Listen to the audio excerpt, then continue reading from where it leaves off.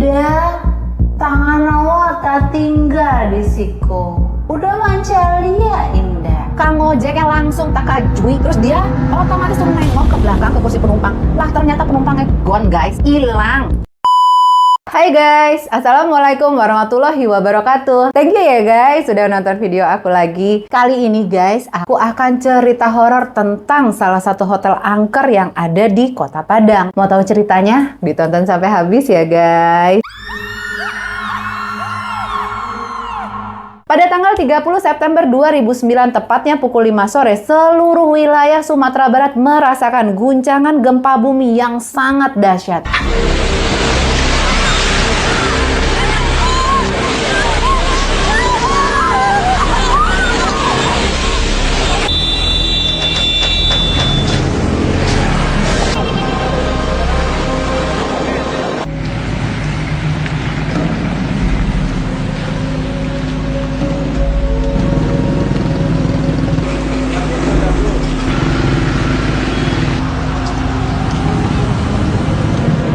Guncangan yang disebabkan oleh gempa bumi tersebut juga dirasakan di kota-kota Sumatera lainnya. Bahkan guncangan ini terasa sampai ke Singapura, Malaysia, Thailand, dan juga Jakarta. Gempa bumi dengan kekuatan 7,9 skala Richter ini kurang lebih sekitar 57 km barat daya Pariaman, Sumatera Barat. Gempa ini telah memporak-porandakan hampir seluruh wilayah Sumatera Barat, khususnya wilayah pantai barat. Nah, gempa bumi ini telah menyebabkan sedikitnya 1.117 orang meninggal dan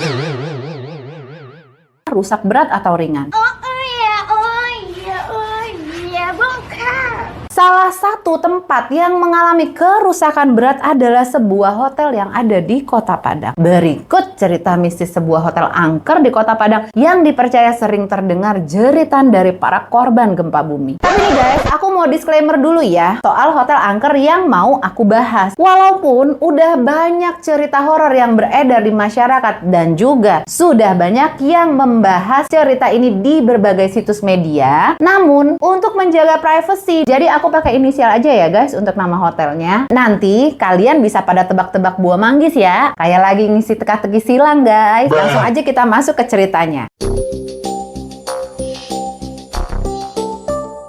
Di Kota Padang terdapat sebuah gedung peninggalan zaman Belanda. Dahulunya bangunan ini merupakan sebuah kantor yang digunakan sebagai Central Trading Company pada zaman kolonial Belanda. Kemudian nih guys, gedung ini sempat dijadikan cagar budaya. Dan pada akhirnya gedung peninggalan zaman Belanda ini dirombak menjadi sebuah hotel. Kita sebut aja Hotel A. Gedung hotel ini terletak di lokasi strategis di Simpang 3 dan tentunya ramai pengunjung. Jalur ini juga merupakan jalur yang sibuk di Kota Padang karena dilewati kendaraan pribadi dan angkutan kota guys. Kawasan ini juga kerap dijadikan sebagai tempat nongkrong bagi kaula muda. Namun guys, seusai gempa 2009, jalanan depan hotel ini tuh jadi sepi dan akhirnya memunculkan sejumlah kisah mistis di sekitar hotel. Di balik reruntuhan bangunan ini ternyata menyisakan cerita mengerikan hingga hari ini. Padahal puing bangunan reruntuhan ini tuh sudah dibersihkan, bahkan sudah dibangun hotel baru guys. Tapi bagi warga Padang, kawasan ini tuh masih tetap mengerikan, terutama di atas jam 8 malam. Ada beberapa cerita yang sangat populer di masyarakat Padang. Di antaranya adalah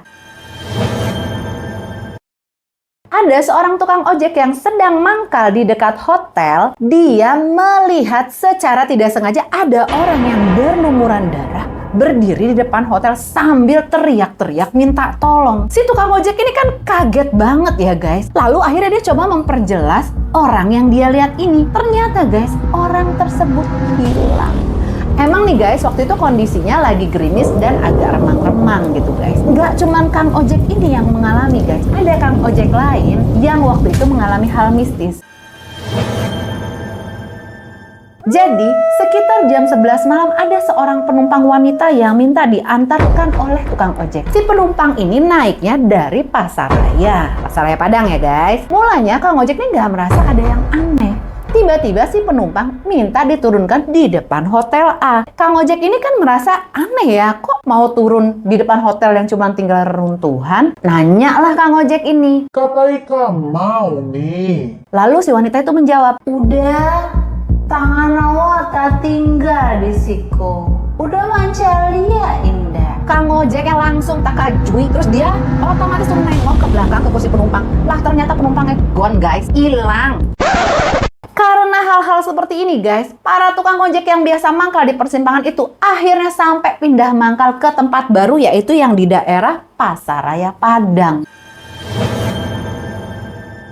Gak cuma tukang ojek guys yang mengalami, ada juga supir angkot yang mengalami hal mistis. Salah satunya adalah salah seorang supir angkot pernah nih dia cerita sama temennya.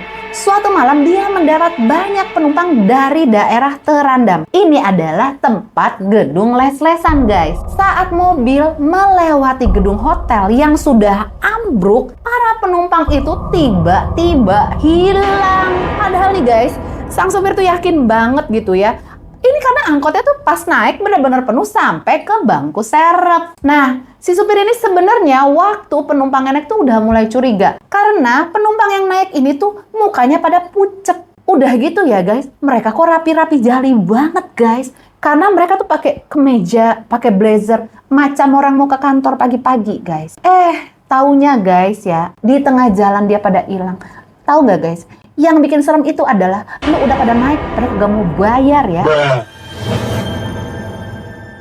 Nah, pernah juga nih guys, ada kejadian seorang supir angkot yang trayeknya dari Pasaraya ke Air Tawar Tabyang. Si sopir ini masih narik angkot pada malam hari, yaitu pukul 1 dini hari. Si supir secara tidak sengaja melihat sesosok anak kecil sedang berdiri di reruntuhan hotel. Karena refleks gitu ya guys, namanya ngeliat anak kecil, yang ada di pikiran dia, lah ini orang tuanya kemenong ya kan. Nyarilah dia. Ketika dia balik lagi melihat ke tempat si anak itu berdiri, si anak ini udah kagak ada juga. Sakti-sakti ya guys, ilmunya menghilang. Lalu nih guys, cerita-cerita yang dialami beberapa supir angkot ini akhirnya membuat angkot di Padang tuh pada nggak berani beroperasi pada malam hari. Jam terakhir trayek itu sesudah sholat isya. Setelah itu nggak ada angkot lagi guys. Akhirnya yang kayak gini tuh yang kasihan orang beneran guys, yang emang pada kerja pulang malam, pusing guys mau pulang karena kagak ada angkot plus gak ada driver online kala itu.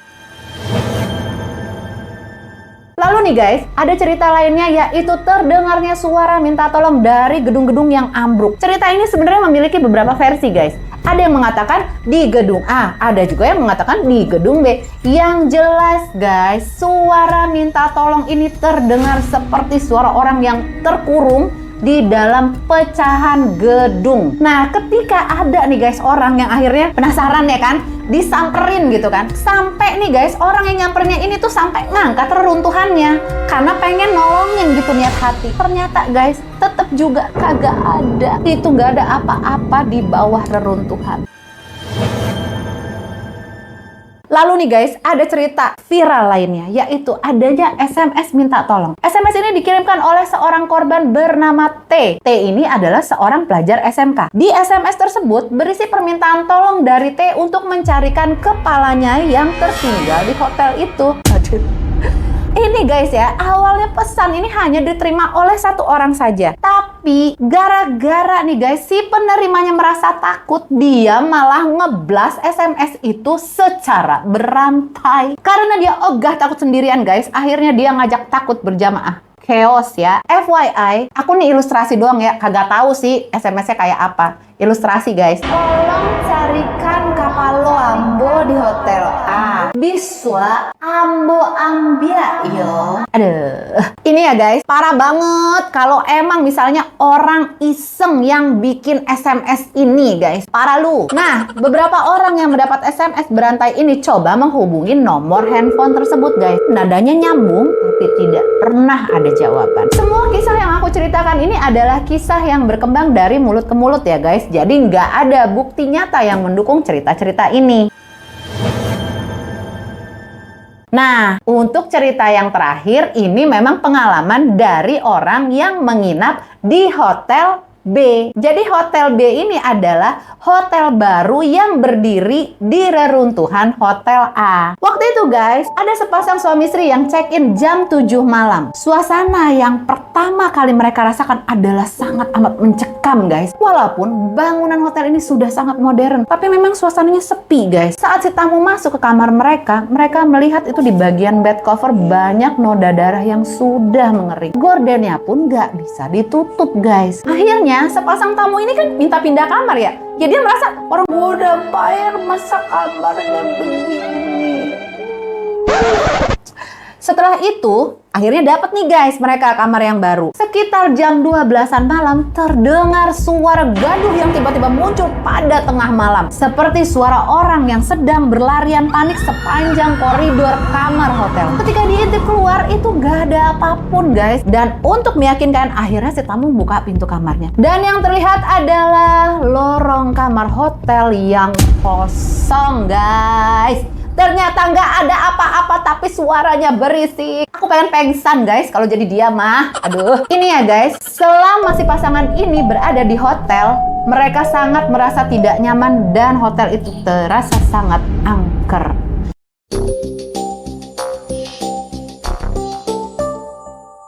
Mari ya guys, sejenak kita mengirimkan doa untuk para korban gempa Padang 2009. Semoga diterima di sisi Allah Subhanahu wa Ta'ala dan diberikan tempat paling baik di sisinya. Dan semoga keluarga yang ditinggalkan juga diberi kesabaran dan ketabahan ya. Amin ya Rabbal Alamin. Oke guys, sekian guys cerita horor kali ini. Thanks banget yang udah nonton video aku sampai habis. Thank you.